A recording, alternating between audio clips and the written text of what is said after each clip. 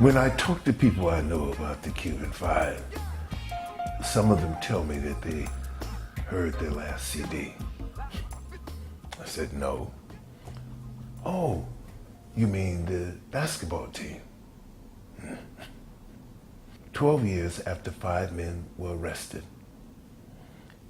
and 9 years after they were condemned to long prison terms, a lot of people still do not know about the case of the Cuban Five.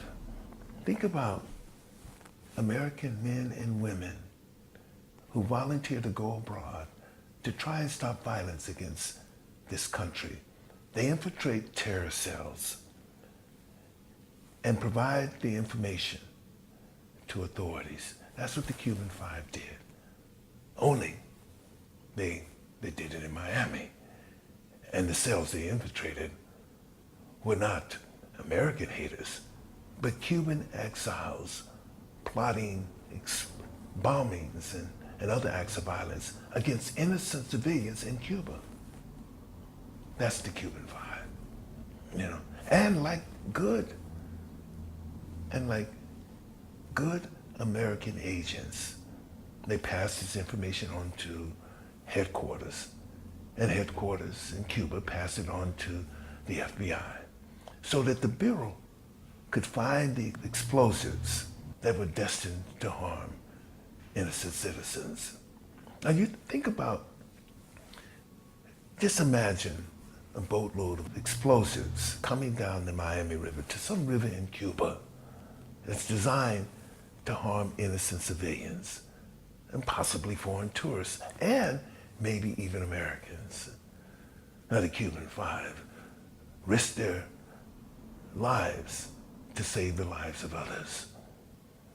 And if they had been Americans, they would have been awarded medals, become heroes. But they were arrested, tried, and condemned in Miami, where the chances of beginning in a fair trial on a scale of 1 to 10 was 0.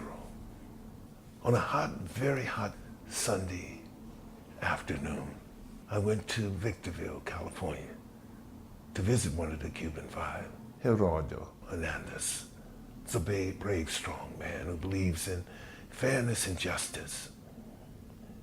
7 years ago, when I met the wives of the Cuban Five, I promised that I would do all that I can.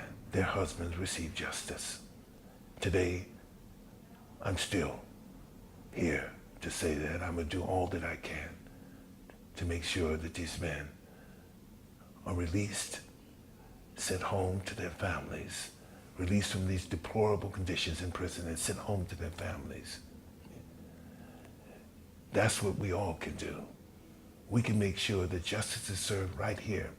Men who were brave enough to come here and to fight for the safety of their fellow citizens in Cuba. This is the truth about the Cuban Five. The truth that isn't often told, but the truth about what the Cuban Five did. Let us all come together and find and work together to free the Cuban Five. Thank you.